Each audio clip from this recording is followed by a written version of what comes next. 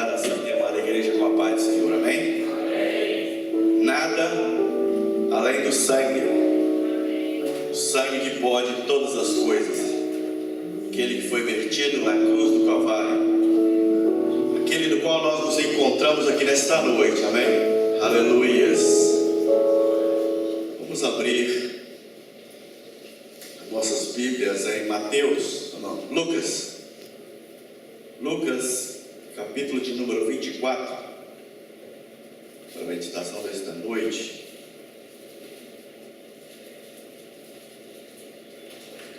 Lucas capítulo 24, versículo 13. Glória a Deus.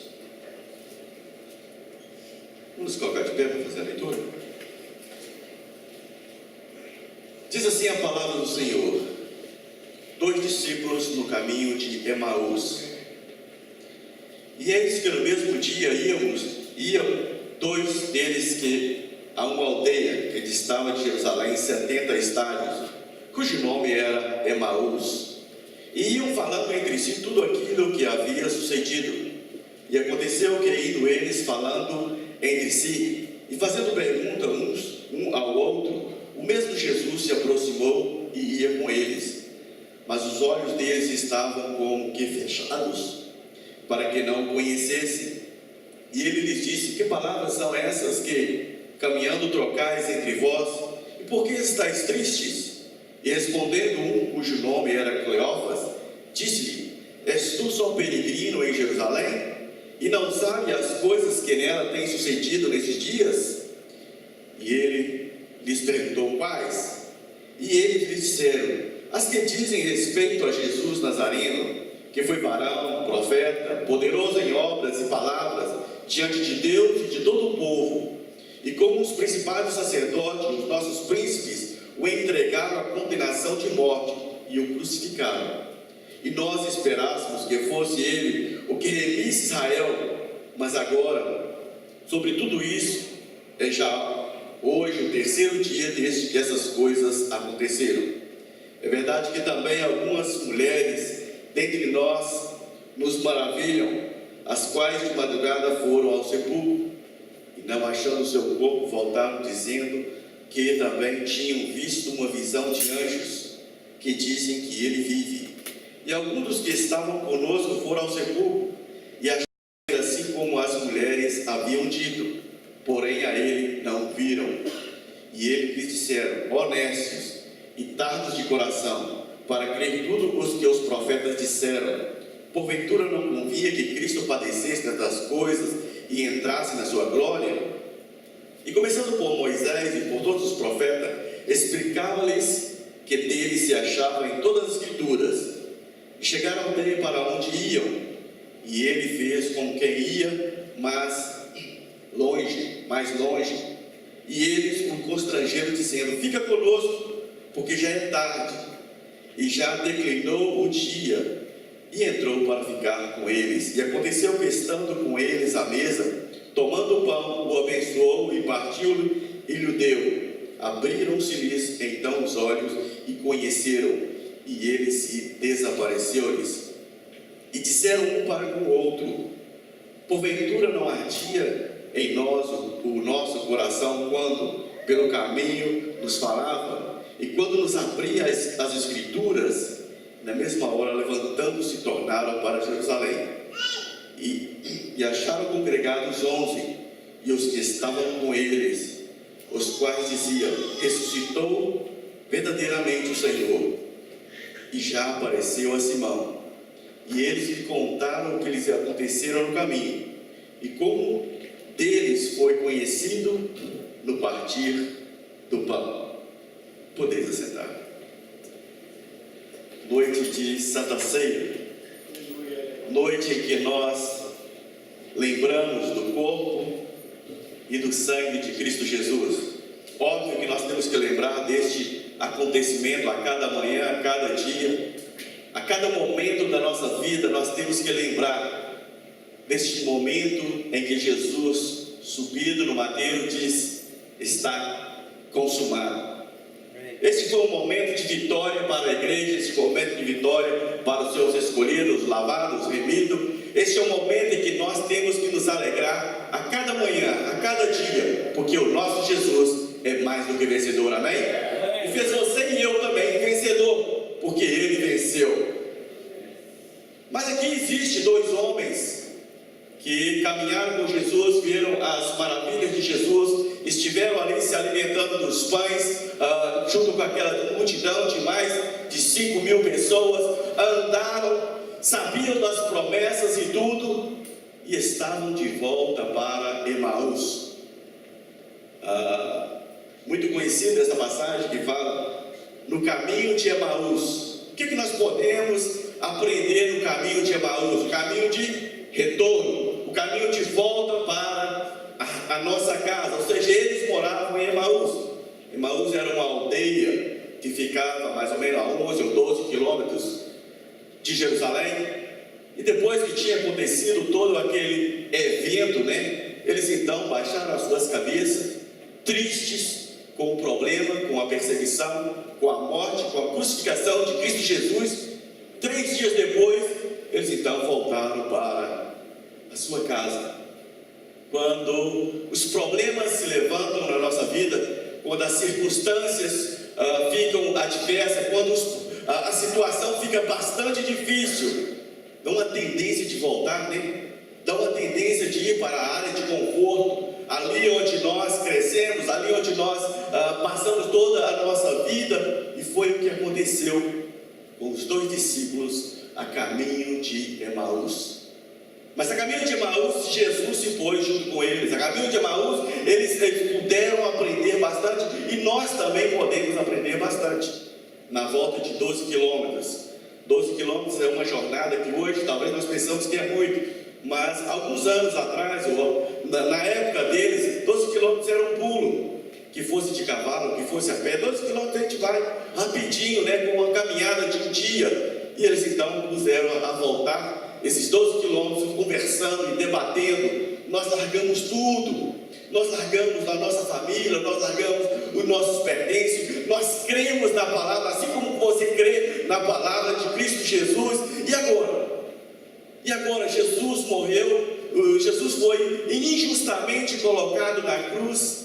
Mas essa era a vontade do Pai desde o início da caída da humanidade, que Jesus subisse no madeiro, que Jesus passasse 3 dias e ele ressuscitasse no 3º dia, amém? Existem muitas rodovias que é triste para o mundo secular, mas é uma verdade que nós temos que passar por ela. É uma verdade da qual Jesus Cristo tinha passado por ela. É uma verdade da qual Isaías já descrevia no capítulo 53, em que Jesus passaria por uma vida de dificuldade, mas pelas pisaduras dele nós teríamos a paz. Pelas dificuldades dele nós teríamos liberdade. E muitas vezes nós não conseguimos passar pelas dificuldades. Ali voltando para Emaús, Jesus se coloca no meio deles e começa então a perguntar a eles por que vocês estão tristes?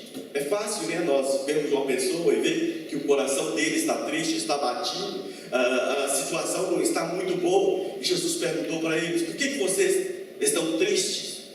E ele perguntou para Jesus: é você pelo menos um peregrino, um forasteiro? Não sabe o que está acontecendo, das coisas, das novidades? O ser humano sempre foi de andar atual com as novidades. O que tem acontecido nos dias de hoje?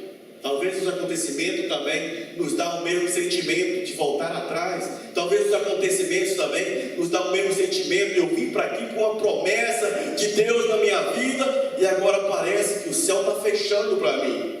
Parece que na adversidade nós esquecemos do Deus ao qual nós servimos, amém? Nós esquecemos das promessas de Deus. Quem é que tem promessa de Deus? Levanta a mão. Eu tenho promessa de Deus, por isso eu me encontro aqui neste local. Quem tem promessa de Deus, ele jamais olha para trás. Quem tem promessa de Deus, ele não pensa em voltar. Quem tem promessa de Deus, ele está sempre indo para frente, mesmo que ir para frente seja de onde você saiu. Quem tem promessa de Deus não fica triste, ele está alegre, porque o nosso Deus é soberano, o nosso Deus está no controle de todas as coisas. Esses homens voltando, falaram então com Jesus, conversando com Jesus, né? E eles não sabiam que era Jesus. Na dificuldade, na adversidade, nos problemas em que se acarreta na nosso dia a dia, nós perdemos a visão. Sabia que Geazi, amigo de Eliseu, auxiliar ali do homem de Deus, que já tinha visto sinais, maravilhas que Eliseu tinha feito, ele não tinha visão? Quando ele levantou de manhã, ele viu todo o exército inimigo e falou: agora pronto, Eliseu, nós agora estamos fritos, nós agora estamos acabados. Eliseu muito calmo, muito tranquilo. Todo homem de Deus, ele é calmo, ele é tranquilo e ele é paciente. Um dos frutos do Espírito Santo é que nós temos paciência, tranquilidade. Levantou e falou: Deus, por favor, abre o olho desse menino. Maior são os que estão conosco do que o que está no mundo. Depois o inimigo chega para tomar ali o povo, o homem de Deus. E Deus falou: oh, Deus, faz com que eles não consigam ver. E eles ficaram cegos. Deus controla, irmão, o que nós vemos e o que nós não vemos. Deus controla a nossa visão, Deus controla o nosso passo, Deus controla a nossa vida. Eu não sei se já aconteceu contigo, a chave do carro está aqui e você passa para lá e passa para cá, quase que o dia inteiro procurando aquela chave e você não consegue ver ela. Ou que seja outra situação. Mas o que aconteceu com esses homens é que eles não conseguiram ver Jesus ao seu lado. Não sei se é pela tristeza, não sei se é pela dificuldade, não sei se é pela situação em que eles estavam vivendo, mas eles reconheciam quem era Jesus. Ele era poderoso de palavra, ele era um homem que fazia sinais maravilhosos, ele era um bom homem diante da sociedade, e agora injustamente eles o crucificaram. Injustamente ele agora morreu já 3 dias e ele nada de ressuscitar. Bem que umas mulheres falaram lá, mas foram lá e também não acharam o corpo de Jesus, e aí vem a incredulidade. As pessoas testemunham, as pessoas falam, e na adversidade você não fica cego, você fica incrédulo. E Jesus caminhando com eles, Jesus tentando abrir as escrituras para eles, e eles não conseguem entender. Ali naquela reunião com Jesus, quantas vezes nós não temos reunião com Jesus? Não sei se você já teve alguma reunião com Jesus e você nem sabia. Não sei quantas vezes Jesus se colocou ao teu lado, ou usou alguma pessoa ao teu lado para te ajudar, para te orientar, para te exortar, como estavam fazendo com aqueles homens, exortando a eles pela falta de conhecimento, pela falta de crença, pela falta de fé que eles tiveram naquele momento. 12 quilômetros também não é tão rápido assim. 12 quilômetros dá para pensar bastante, 12 quilômetros dá para meditar quase que um dia inteiro. E eles então estavam com a sua fé abalada, estavam com a sua circunstância em dificuldade, mas estavam com um homem que é o dono da fé, aquele que tinha poder para fazer todas as coisas, aquele homem em que começou então a mostrar para eles as escrituras. Uma certa passagem na Bíblia que fala que errais por não conhecer as escrituras, errais por não conhecer as promessas. Sabe quando nós não conhecemos as promessas, existe até algo de Deus para a nossa vida e nós não sabemos, e nós perdemos bênçãos por não conhecer a palavra do Senhor. Por isso é bom meditar na palavra de dia e de noite. Por isso é bom ter ela conosco, por isso é bom ter a certeza da vitória, quando Paulo fala que nós somos mais que vencedores em Cristo Jesus. A batalha é certa, irmão. Neste mundo tem dificuldade, neste mundo tem perseguição, mas quando nós lutamos com o sangue de Jesus, quando nós fazemos como Davi, eu não vou ir com espada, não vou com capacete, mas eu vou no nome do Deus vivo, amém? A vitória é certa. O inimigo, ele tem a mania de ameaçar. O inimigo, desde da criação, ele tem a mania de trocar as verdades. Mas quando nós escondemos a palavra do Senhor no nosso coração, nós temos a certeza da vitória. Há de passar céu e terra, mas essa palavra, mas essa promessa que você tem, talvez dentro do ventre da tua mãe, essa não há de passar. Essa pode ter certeza que essa há de se cumprir. promessa era que Jesus ressuscitaria ao terceiro dia. Aqui estava Jesus se manifestando pela segunda vez. Se manifestou às mulheres e agora estava se manifestando aos dois jovens, aos dois discípulos, aos dois homens que largaram tudo para seguir a Cristo Jesus. Jesus está conversando aqui nesta reunião, não com pessoas estranhas, não com pessoas que não eram do seu círculo de conhecimento, não dos seus discípulos. Estava conversando com dois homens que tinham passado diversos dias, 2, 3 anos com Jesus, a partir do momento que eles acreditaram que ele era o Messias. Depois de tudo isso ter acontecido, já chegando na aldeia, já chegando na casa deles, Jesus ainda tenta testá-los novamente. Jesus faz de conta que está indo um pouquinho mais à frente.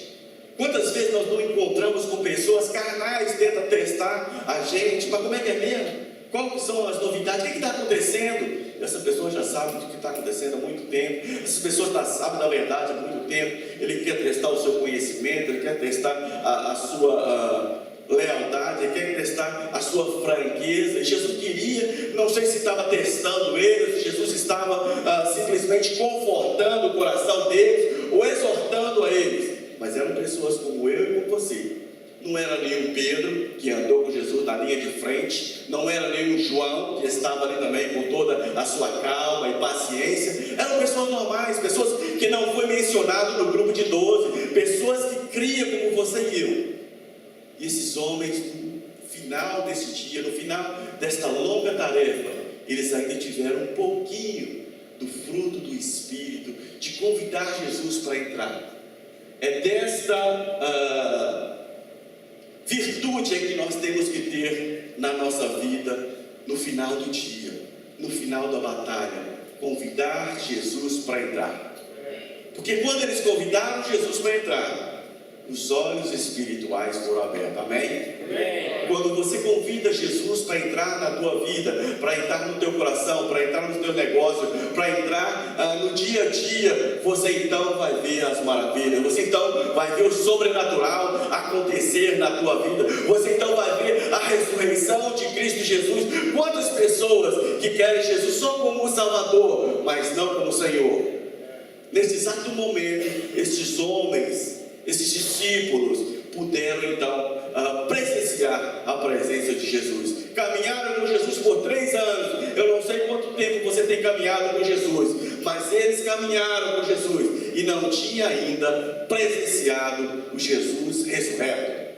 Quando nós pedimos Jesus para entrar na nossa vida, que seja financeira, na nossa vida profissional, na nossa vida espiritual. Muitas pessoas na vida espiritual conhecem Jesus só de conhecimento, como um judeu, só tem a letra, só tem a lei na sua vida, mas se for para fazer alguma coisa extraordinária, se for para fazer alguma coisa diferente, eles não fazem. Mas isso aí não está na Bíblia. Se for para fazer alguma coisa como lá em Jericó fizeram, dando a volta lá com Josué naquele local do inimigo, o que é isso? Que loucura é essa? Que coisa diferente é essa que esse pessoal está fazendo? É andar no sobrenatural de Deus.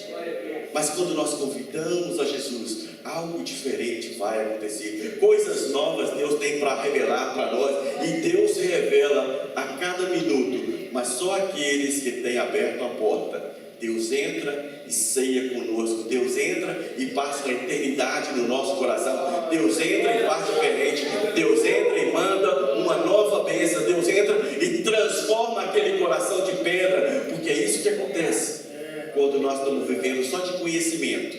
Isso que acontece quando nós estamos vivendo só de julgar as pessoas. Isso que acontece quando nós estamos olhando para o próximo. Mas quando nós abrimos o nosso coração, a nossa porta, abrimos a nossa vida para Jesus, então o sobrenatural é revelado. Então nós vamos ter novas ideias, novos planos, novas maravilhas, novas bênçãos que o Senhor tem preparado, e as promessas vão acontecer na nossa vida, enquanto nós caminharmos com Jesus e não dermos oportunidade a Ele para entrar na nossa vida, nós vamos viver uma vida de lei, nós vamos viver uma vida de conhecimento. Mas se você quiser continuar a tua vida espiritual nas mãos do Senhor, crendo no Jesus ressurreto, crendo naquilo não só que o Antigo Testamento prometeu, mas que o Novo Testamento deixou para a igreja, que a qualquer minuto nós podemos ser arrebatados, a qualquer minuto pode haver um estrondo nesse local e nós partimos para a glória eterna. Você então vai ver algo maravilhoso acontecer na tua vida. Quantos que eu conheço e quantos que existe por aí que não acredita no arrebatamento? É muito bonito nós assistimos aquele filme, é muito bonito nós entendermos como que isso vai acontecer, mas como é que vai acontecer mesmo? Pela lei da ciência, pela lei da física, nós não conseguimos levantar, mas pela lei de Deus tudo é quebrado e as coisas dele vão acontecer na nossa vida. Pela lei dele, depois de ressurreto, ele atravessava as paredes, depois de ressurreto, ele se manifestava e ele continua se manifestando, porque ele deixou promessa para a igreja, ele deixou promessa para a tua vida, ele deixou promessa para a tua família, ele deixou promessa para aqueles até que não creem, mas se você crê, as promessas de Deus vão acontecer na vida dele, amém? Então somente creia na presença de Jesus Cristo. Quando nós tocarmos no pão, quando nós tocarmos no vinho, nós temos que crer que algo diferente está acontecendo. A nossa mente está lembrando do corpo de Jesus que andou aqui na terra como você e eu, do corpo de Jesus que sofreu as aflições, do corpo de Jesus que carregou os nossos pecados, do corpo de Jesus que deixou todo o seu sangue para que nós pudéssemos ser purificados a cada dia, que nós pudéssemos ser purificados a cada manhã. Como que a igreja de Cristo Jesus chegaria como uma noiva limpa, pura, purificada, com as suas vestes brancas, no mundo contaminado, no mundo cheio de pecado, no mundo podre? Porque nós temos o sangue de Cristo Jesus. É Ele que nos lava e nos purifica a cada manhã. Então, no toque do pão, como fez aqueles homens, tenha certeza que o sobrenatural acontece. A lembrança da nossa vida, que caminho de Emaús é caminho de lição, é caminho de aprendizado, é caminho em que nós renovamos a nossa fé, renovamos o nosso pacto e temos a certeza absoluta que Jesus se encontra sentado à direita de Deus Pai Todo-Poderoso, intercedendo pela igreja, intercedendo por você, intercedendo por cada filho que se encontra na sua presença, amém? Que Deus possa abençoar a cada um de vocês. Vamos nos colocar de pé.